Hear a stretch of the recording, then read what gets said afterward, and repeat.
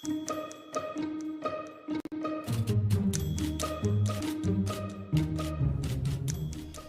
evening and welcome to the streaming studio for Ask 9 tonight. I'm Becky Phelps. And I'm Jim Mertens. And we had a visitor to Cedar Rapids today who is the Consul General from Canada. And she addressed the Economic Alliance and their annual meeting today to talk about, the importance of Canada's trade with Iowa and Iowa's trade with Canada. And I really wanted to have a sit down with her, especially when we're talking about trade and tariffs and the renegotiation of the Mexico-Canada-U.S. trade agreement, and the president even now wanting to impose even tougher tariffs against Canada. I just thought it was an interesting time to talk with her. Absolutely. And also, Canada isn't necessarily what we hear a lot in the news about being a big trade partner. We always hear about China and the soybeans and Mexico deals. So Canadian trade really, though, is very important for Iowa. Well, Iowa's biggest trading partner is Canada. It's $5 billion. And here's what was interesting is that when it comes to trade with Canada, it's not just like John Deere tractors, which I think people would say, or it's corn or it's soybeans going one way or the other. But steel that's manufactured in Canada finds its way inside of John Deere tractors.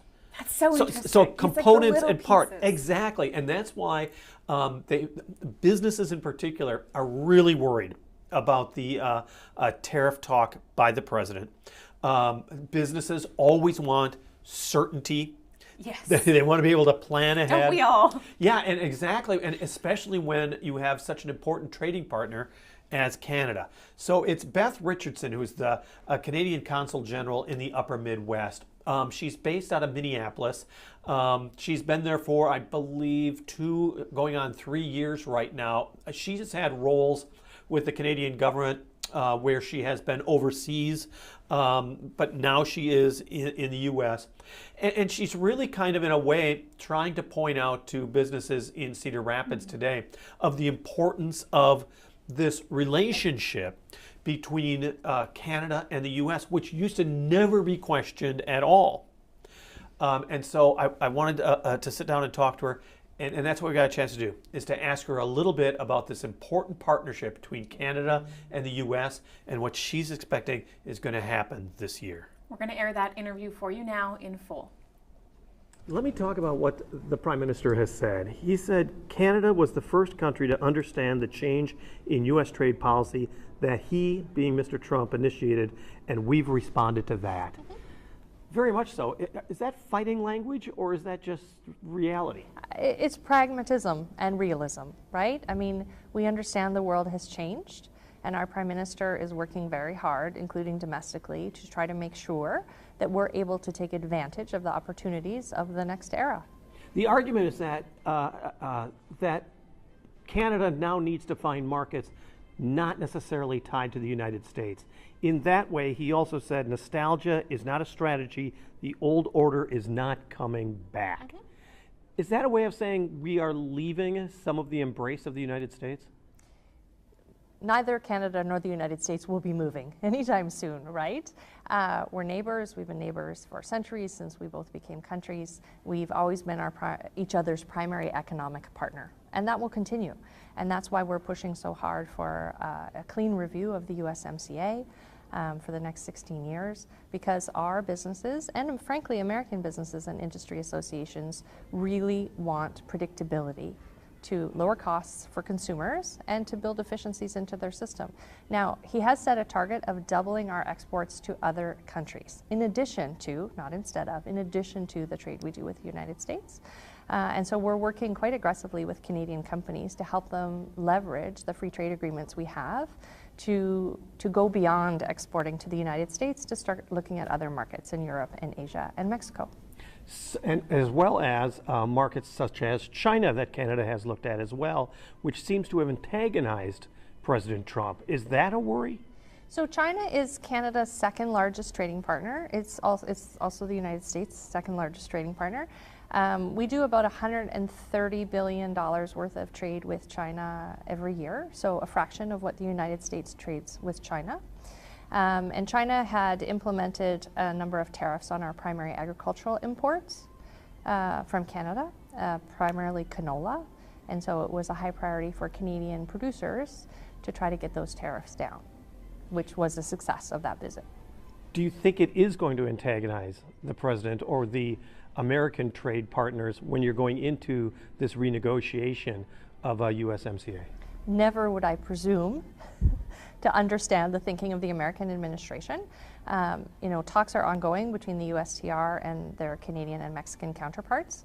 And what the American side brings to the table in terms of USMCA negotiations, not renegotiations, review, we'll look at and respond to. Do you worry that perhaps in some ways it could even be scrapped, more than a review, but almost a rehaul? There's a few different elements there: scrapped, rehaul, review. President Trump wanted built in a 5-year review process, which is what is ongoing this year. The United States government issued a call for public comments last fall, as did Canada and Mexico. We saw the overwhelming number of businesses and industry associations in Canada and the United States were in support of a review of the USMCA, and we have no indication that it will be otherwise. Relations between Canada and the U.S. have always been incredibly smooth. And it just has not been that way over the last 13 months. What is the Canadian view then of America today?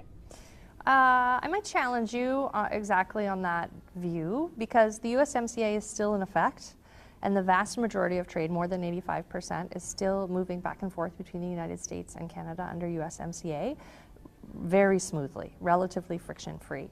Perhaps I'm thinking more politically and socially between the two nations. Yeah. Canadians and Americans are two different cultures and nations, and we won't always exactly see eye to eye. We had our former finance minister here last year, and he said, you got to consider your Canadian or American counterparts like your brother-in-law. You might not talk to him every day or even want to, but you'll always crash on a sofa when you need a place to sleep. I think Canadians know Americans well. Americans know Canadians well, as you saw from our lunch today. And the foundation of those friendships will help us get through this time.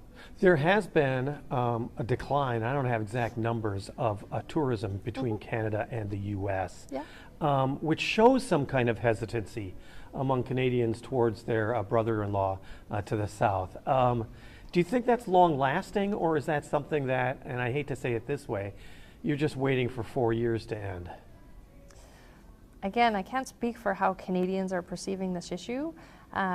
Canadians are making decisions based on what they think is best for our country, and they'll do that in all different sorts of ways, and that's their right as Canadian citizens to make those economic decisions on their own. You, of course, are intimately knowledgeable about, 2, 4, 5, 6 states. The Dakotas, Nebraska, Minnesota, and Iowa. Thank you very much. And the Iowa link to Canada, as you pointed out, is very strong, particularly agriculture and agricultural products. The things that Canada produces that are inside Iowa-made products. The interlink between this state and your country really is immense, is it not? It's enormous. It's about $9 billion in trade back and forth each year. We buy 30% of everything Iowa exports, about $5 billion in purchases. And many of our exports to Iowa are inputs into U.S. processes. So General Mills, Quaker Oats. Iowa also imports a lot of weanling pigs from Canada, and one of Iowa's top exports to Canada is pork and bacon. So we can see the interlinks between our companies. And how can that be strengthened? How do you increase something like that? Well, I think as we become more prosperous on both sides of the border, that offers a natural opportunity for growth. But I would offer, particularly in the agricultural sector, there's tremendous opportunity for ag tech to revolutionize yield. They're called natural pesticides, right? Bioengineered pesticides and treatment for soil conservation. These are all technologies that Canada is bringing to the United States, that we have American researchers working with Canadians on to try to increase yield and food safety and food nutrition in a way that makes our agricultural products globally competitive. You know, we don't just trade them back and forth between each other, we trade them with the entire world. And the more we can supercharge that industry, the better it will be on both sides of our border. You said last June before the Minnesota Chamber of Commerce, and I quote you now, we want to keep the border as friction-free as possible for trade and visitors. Do you think that's being accomplished? I absolutely think that's being accomplished, yes. USMCA is the primary vehicle to keep the border friction-free for businesses. And for people, obviously, Canadians don't need a visa to travel to the United States as a visitor, and the same in reverse. And we've invested heavily in a border action plan to address President Trump's concerns and American concerns about movement across the border. It's generally, it's a challenge for our law enforcement, but our law enforcement are working very closely together to make sure that our border is friction-free for businesses and visitors, and impossible to get across. Because you also pointed out in 2025 last year the investment that the Canadian government had made on border security, increased use of drones and other mechanisms along the border. What have you noticed that has changed because of that added security? So I don't have up-to-date statistics on interdictions, I have to say. Our law enforcement partners have always collaborated very closely together. So CBP, the Border Patrol, and then on the Canadian side, the Canadian Border Services Agency. So we know that, and we hear from American legislators that they're hearing from their law enforcement partners that that cooperation is intensifying. So that's a positive element. What do you see for 2026 then? Because obviously, reviewing the trade agreement, Mexico, Canada, and the United States is perhaps forefront. But what else is it that you think is going to be a challenge in 2026? Yeah, I mean, for a Canadian stationed in the United States representing Canada, our focus is on making sure that we can help bring some predictability to businesses in this moment, so that they can continue to prosper. And our outreach has really been focused on helping companies and businesses understand how integrated our economy is. This is a moment, I think, for pragmatism. In a turbulent world, it's a moment for pragmatism. And certainly the people that we spoke with today, business people who are doing trade day in, day out, they get the need for pragmatism and predictability. I appreciate your time. Yeah. Thank you so much. Yeah. Pragmatism and predictability. The business community wants stable environment and not necessarily a lot of changes politically as well as economically. That could be a wish that's not realized this year because we are going to await what happens. Early negotiations have already started in regards to this review of the U.S., Mexico, Canada pact, the 5-year review, as she was mentioning. But we just don't know what else is going to be thrown into the mix. And American businesses and Canadian businesses are preparing for whatever, but not really knowing what's forever. The U.S., this I thought was a very interesting statistic. The U.S. is the sole market for 2 out of 3 Canadian exports. 2 out of 3 Canadian exporters, according to May 2025 by the Government of Canada, 2 out of 3 Canadian exporters is solely to the U.S. So I think the president kind of looks at that and says, that's where we have some leverage. That's where we can get the best deal possible for America. And I think that is why the Canadian government, you're hearing them, making pacts with the European Union, making pacts with China to lessen some of the tariff burdens that are existing in those countries. One of the big things with Canada's move with China is to import more Chinese electric vehicles. General Motors, of course, the giant American automaker out of Detroit, saying that's really a slippery slope when you're dealing with China as opposed to the U.S. So it's almost like a Pandora's box of what has been sprung open because of these tariff threats and this review of the pact.